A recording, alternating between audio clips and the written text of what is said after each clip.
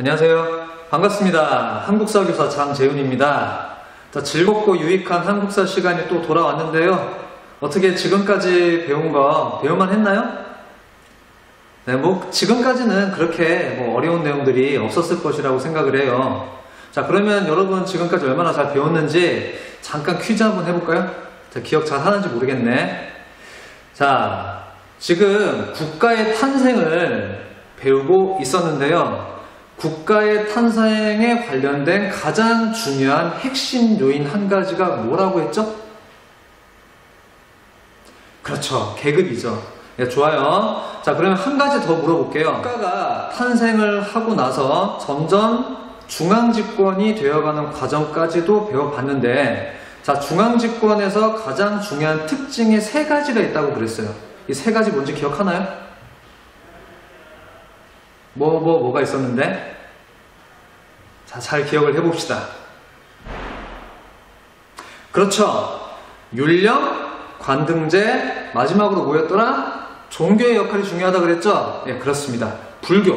이 세 가지, 율령제를 도입하고, 관등제를 실시하고, 자, 그리고 불교를 수용해서 공인하는 이 과정들이 나라가 중앙집권으로 나아가는 과정을 이끌었다고 얘기를 했었죠. 자, 앞으로 우리가 배워볼 이 삼국시대는 고구려, 백제, 신라 이 삼국이 그 세 가지를 중심으로 중앙집권을 이루어가는 과정을 중점적으로 배워볼 거예요. 자, 앞으로 내용이 좀 많아지니까 긴장 빡 하고요. 하지만 이 내용이 아무리 많다고 하더라도 선생님 수업의 컨셉이 있죠? 뭐였죠? 그렇죠. 선택과 집중이죠. 자, 선택과 집중을 해서 꼭 필요한 내용만 집중적으로 조져보겠습니다. 준비됐습니까? 여러분도 함께 조져봅시다. 네, 좋습니다. 자, 그럼 이제 본격적으로 삼국시대에 들어가 볼게요.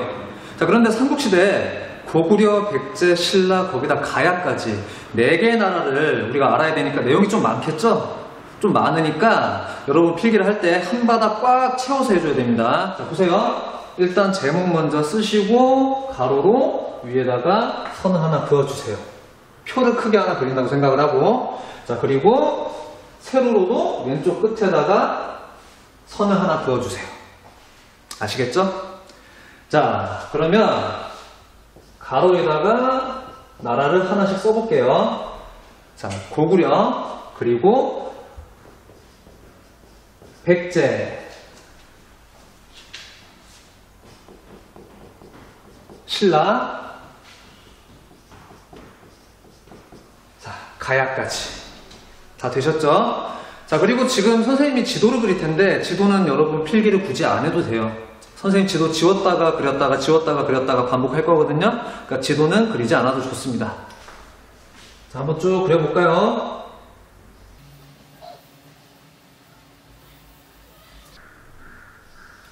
자, 대충 알아보겠죠? 우리 한반도와 만주, 중국 일부를 함께 그렸습니다. 여기 일본도 그려볼까요? 자, 여기 일본은 대충만 그리겠습니다. 자, 좋습니다. 그러면은 이 세로에다가는 뭘 쓰냐면은요, 자, 우리 연도를 쓸 거예요. 근데 연도를 일일이 다 알 수가 없으니까 대략적으로 나누어서 한번 알아보도록 할게요. 자, 고구려, 백제, 신라, 가야 기록에 따르면은 기원전 1세기경부터 출현했다고 합니다. 자, 기원전 1세기부터 몇 세기까지 정리를 할 거냐면은 일단 먼저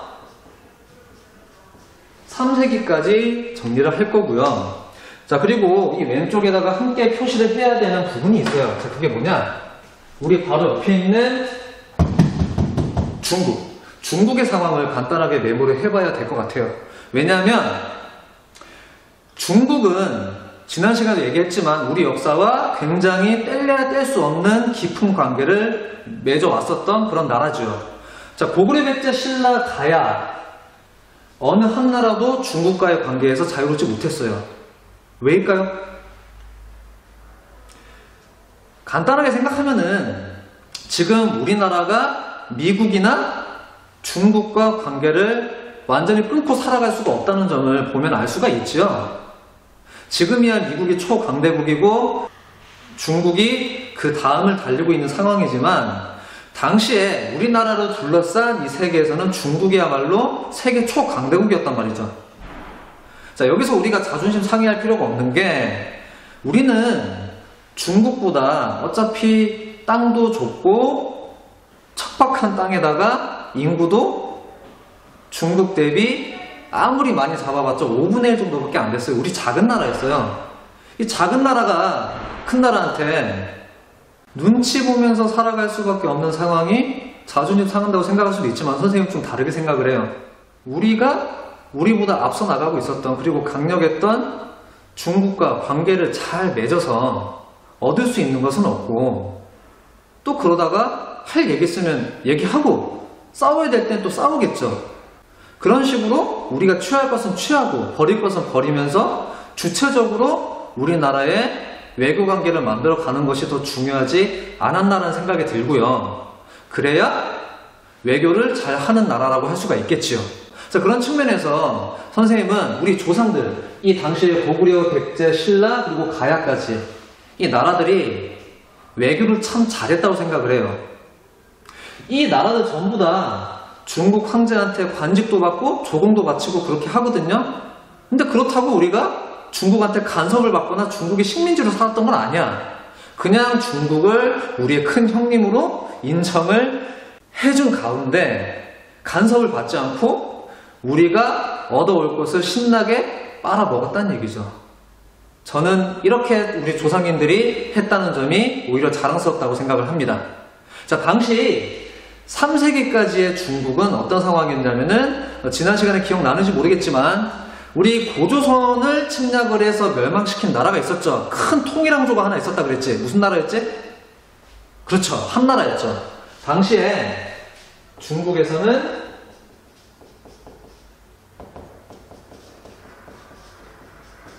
통일제국인 한나라가 중국 전역을 지배를 하고 있었습니다.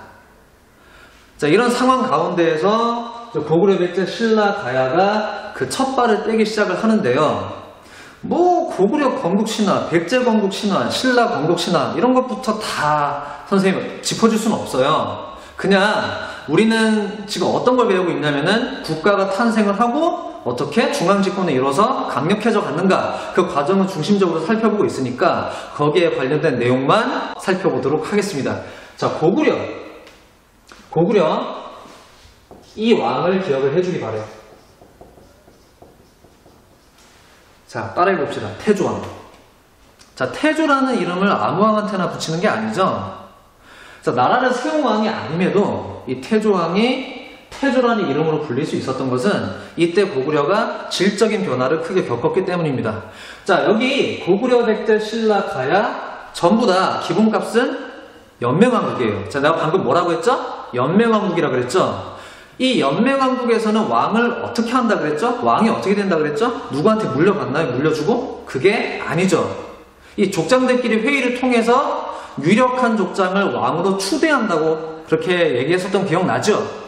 자, 고구려나 백제나 신라나 가야 전부 다 처음에는 왕을 족장들이 공동 추대하는 형식이었을 거란 말이에요. 그럼 왕이 이 부족에서도 나오고 저 부족에서도 나오고 중구난방이었겠죠. 자, 그랬던 상황이 고구려에서는 태조왕 때 교통정리가 됩니다. 왕 자리를 어느 특정 가문, 어느 특정 부족에서 독점적으로 세습하기 시작을 했다라는 거죠. 뭔가 잘 모르겠지만 태조왕 때 고구려의 왕권이 극도로 강해졌다는 그런 사실을 알 수가 있겠죠. 자, 우리 참고로 자, 또 종쳤네. 자, 이거 종친다고 수업 끝난 거 아니니까 당하고 나가고 그러면 안 돼요. 자, 끝까지 잘 봐주세요. 우리 고구려의 건국 시조인 주몽의 성씨가 혹시 뭔지 아나요? 무슨 주몽이더라?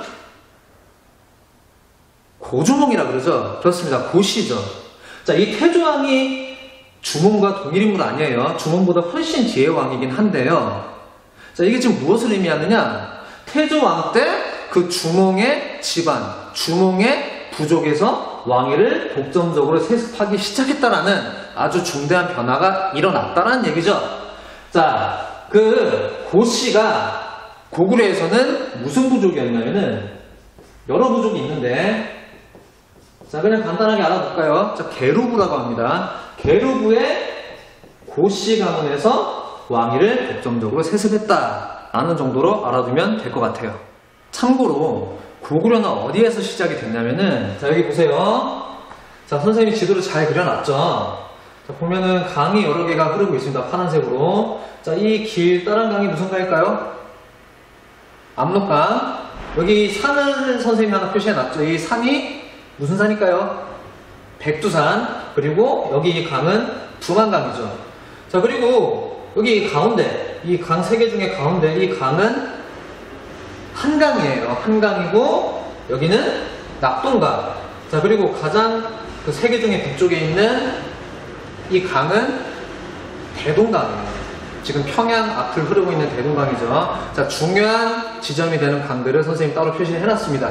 자, 이 중에 고구려는 어디에서 시작을 했냐면은 압록강 근처 건너편 그 만주에 있는 졸본이라는 지역에서 시작을 했다가 얼마 지나지 않아서 바로 압록강 건너편에 있는 국내성이라는 동네에서 나라의 기틀을 만들어가기 시작을 했습니다. 자, 고구려는 아마 처음에 시작을 했을 때 이 정도 땅을 가지고 시작을 하지 않았을까라고 생각이 들고요. 자, 그리고 태조왕 때 왕권이 강해지면서 왕권이 강해지고 중앙집권이 어느 정도 이제 잘 되어 가면은 나라의 힘이 강력하게 응집이 돼서 폭발해 나갈 수가 있겠죠. 자, 이때부터 고구려의 영토가 점점 더 크게 넓어지기 시작을 한다라고 우리가 기억을 해두면 되겠습니다. 자, 이제 백제 얘기를 가볼 텐데요. 여러분, 백제는 고구려에서 일부 사람들이 떨어져 나와서 세운 나라라는 사실 정도는 잘 알고 있죠. 자, 그 건국신화를 하나하나 다 읊어주지는 지금 이 시간에 못하겠지만, 자, 백제 처음에 건국이 된 게 한강 유역에 있는 하남 위례성이라는 곳에서 시작을 했대요. 지금의 서울 일대라고 알려져 있죠. 자, 여기에서 시작을 했습니다. 여기가 아니라 여기에서 시작을 했습니다. 자, 요 정도 크기로 매우 작은 나라였겠죠. 이렇게 시작을 했어요. 자, 처음에 작게 시작을 했던 이 백제는 중간에 이 왕, 자, 무슨 왕이죠? 자, 따라해 봅시다. 고이왕. 이 고이왕 때부터 폭발적으로 성장을 해나가기 시작을 합니다. 자, 왜냐? 이 고이왕 때부터 이 국가 체제가 본격적으로 정비가 되기 시작을 했기 때문이죠. 자, 이 고이왕 때 백제에서 무슨 일이 있었느냐? 왕의 명령에 따라서 관리들 사이에 서열이 정리가 됐대요. 자, 관리들 사이의 서열 정리, 귀족들 사이에 서열 정리가 이루어졌다는 거 세 글자로 뭐라고 했죠? 그렇죠! 자, 관등제입니다.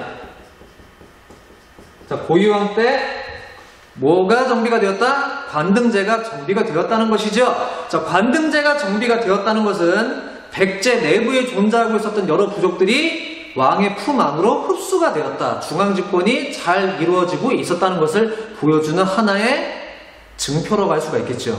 자, 그리고 이 고이왕 때 관등제가 정비가 되고 나라 힘이 강력해지다 보니까 영토가 확장이 돼요. 어디까지 확장이 되냐면은 이때쯤 백제는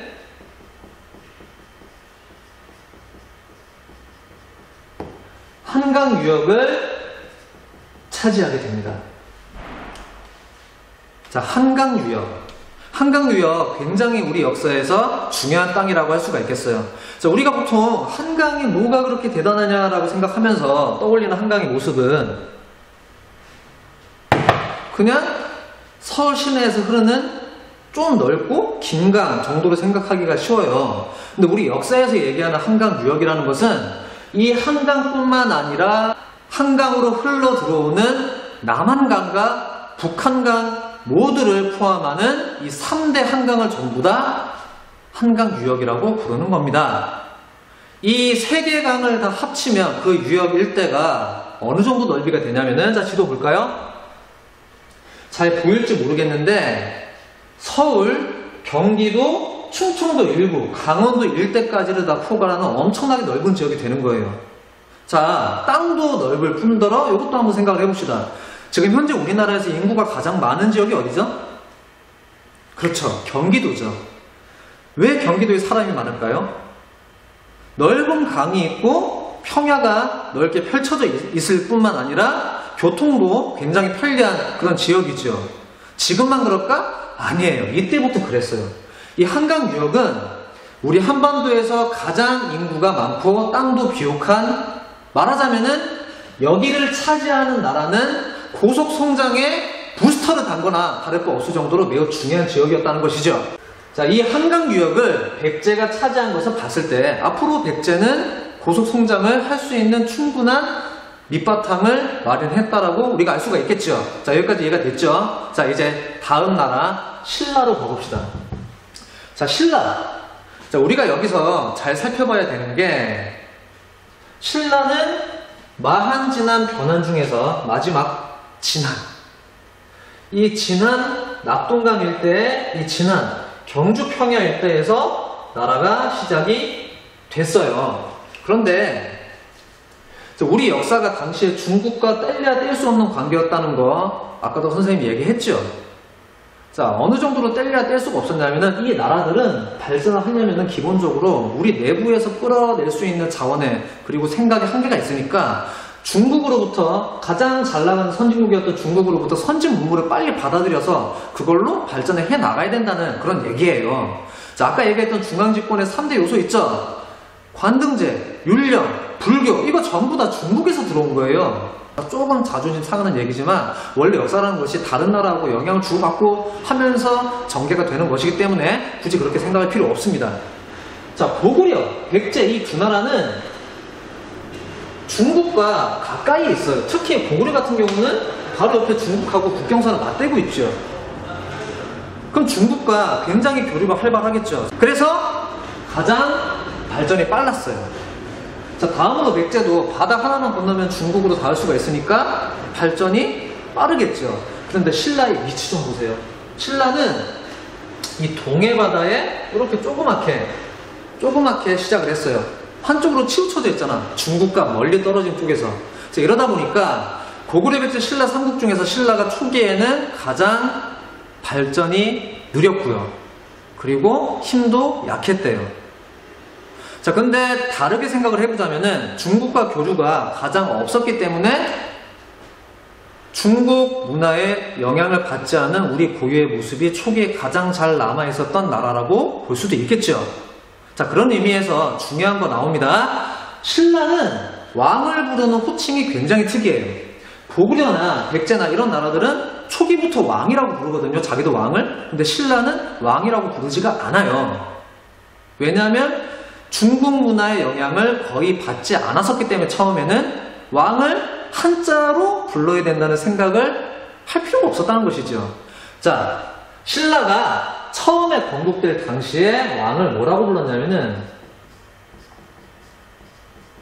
거서간이라 불렀대요. 자, 우리 교과서 16페이지 왼쪽에 잘 정리가 되어 있습니다. 자, 거서간 뜻이 뭐죠?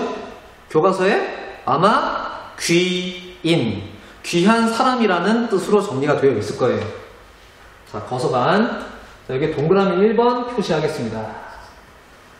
가장 처음에 신라는 자기도 왕을 거서간이라 불렀고요. 자, 그리고 다음으로 두 번째로 나오는 왕의 호칭이 이거 되게 특이해. 이것도 특이한데 이것도 특이해. 자, 따라해 봅시다. 차차웅.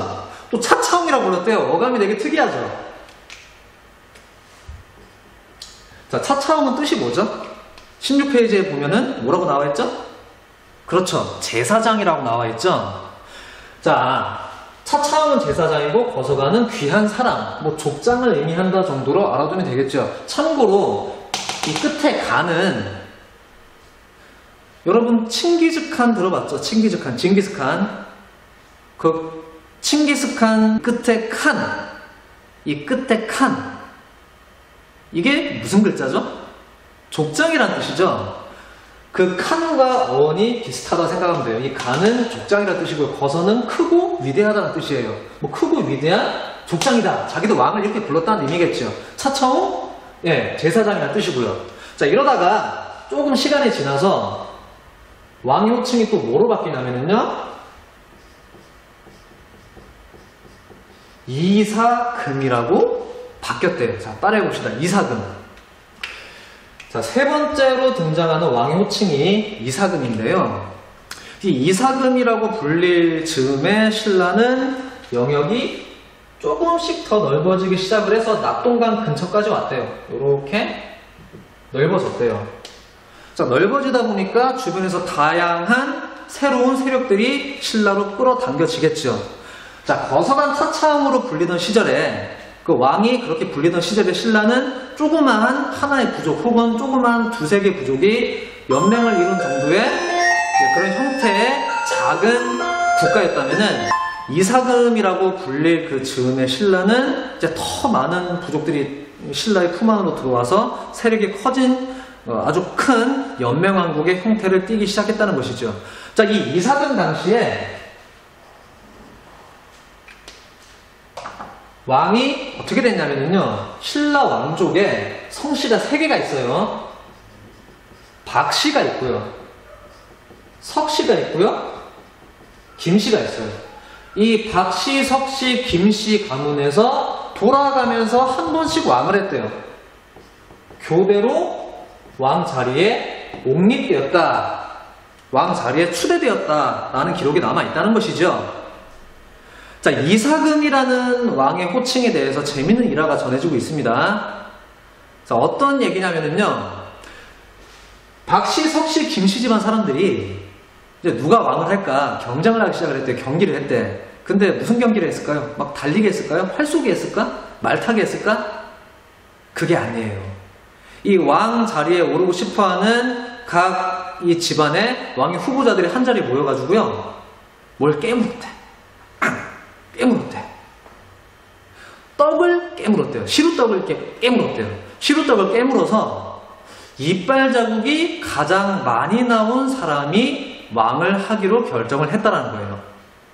이빨 자국이 많다는 것은 나이가 가장 많다는 것이죠. 가장 나이가 많은 연장자가 왕을 한다는 형식으로 이 박씨, 석씨, 김씨가 돌아가면서 왕을 했다라는 그런 이야기가 전해지고 있습니다. 자, 이빨 자국. 좀 더 간편하게 표현하면은 입금이라고 하기도 하죠. 입금. 근데 이 입금을 나중에 중국 사람들이 한자로 옮겨서 기록을 하다 보니까 신라에 이런 일이 있었다더라 하면서 입금. 입이라는 글자는 한자에 없잖아요. 그런 발음이 없어. 자, 그래서 구태여 모음을 하나 더 붙입니다. 자, 따라해봅시다. 이사금. 이 이사금은 입금을 한자로 옮긴 말에 불과하다는 것이죠. 이빨을, 그 떡을 이빨로 깨물어가지고, 이빨로 깨물겠죠. 이빨로 깨물어가지고, 이빨 자국, 입금이 가장 많이 나온 연장자가 왕을 하기로 한 시스템이 만들어져 있었다. 당시에 그렇게 돌아가면서 왕 자리에 올라가곤 했던 연맹 왕국이었다라는 정도로 신라를 기억을 해주면 되겠습니다. 자, 교과서 16쪽에 이사금의 뜻을 연장자라는 뜻으로 정리해 놓은 것을 볼 수가 있을 겁니다. 자, 이제 가야를 보겠는데요. 이 가야는 삼국시대에 꼽살이 낀 것 같은 그런 느낌이 드는 나라죠. 근데 사실 이 가야도 우리가 그렇게 마냥 무시할 수 있는 그런 나라는 아니에요. 자, 왜냐하면 이 가야는 낙동강 일대에서 가장 강력한 나라였거든요. 이렇게 컸어요. 처음에 굉장히 컸어. 국력도 강했어. 강력했는데 결국에 역사의 주인공이 되지 못하고 뒤안길로 쓸쓸하게 퇴장을 합니다. 왜냐하면 다른 나라들 고구려, 백제, 신라는 이뤄냈지만 가야는 하지 못한 게 있거든요. 가야는 여러 개의 가야라는 조그마한 부족들, 무슨 가야, 무슨 가야, 무슨 가야, 조그마한 부족들, 소국들이 어지럽게 존재하긴 했는데 이 나라들이 하나로 뭉쳐서 연맹까지는 갔지만 결국에 중앙집권을 이뤄내고 국가적인 통합을 이뤄내서 영역국가로 발전하지 못했대요. 자, 여기다 써볼까요? 가야는 결국에 중앙집권의 끝까지 실패를 했던 나라였다. 자, 왜 실패했는지 모르겠어요. 각각의 가야 하나하나의 힘이 굉장히 강했대요. 진짜 강했대요. 굉장히 강해서 저마다 자존심이 세서 서로 단합이 잘 안 됐는지도 모르겠고요. 어느 한 가야가 다른 가야를 압도할 만한 그런 힘을 또 갖추지는 못해서 통합이 안 되었는지도 모르겠죠. 자, 하여간 이 가야도 연맹을 이루기까지는 합니다. 자, 역사상 2번의 연맹을 이뤘다고 하는데 맨 처음에 전기가야 연맹을 결성했다고 합니다. 지금의 경상남도 김해시 인근에서 금관가야를 중심으로 전기가야 연맹이 만들어졌다고 하는데, 자, 이 가야는 자기들끼리만 지지고 복구한 게 아니라 그 어떤 나라보다 해상 무역을 활발하게 했던 나라였대요. 자, 여기 낙동강 하구 쪽에 있는 금강가야를 중심으로 중국 쪽에서 이렇게 배가 오기도 하고요. 일본 쪽으로 배가 건너가기도 합니다. 중국과 일본, 당시에 외라고 불렀죠. 중국과 외, 한 나라와 외 사이에서 활발하게 중개 무역을 했다고 합니다. 자, 이게 왜 가능했느냐? 가야에는 철이 굉장히 많았대요. 아주 양질의 품질이 좋은 철이 많았대. 이 철을 워낙 많이 생산할 수 있으니까 이렇게 덩어리로 만들어서 화폐처럼 사용할까지 했대요. 그리고 이 철 가지고 무역을 하기도 했고요.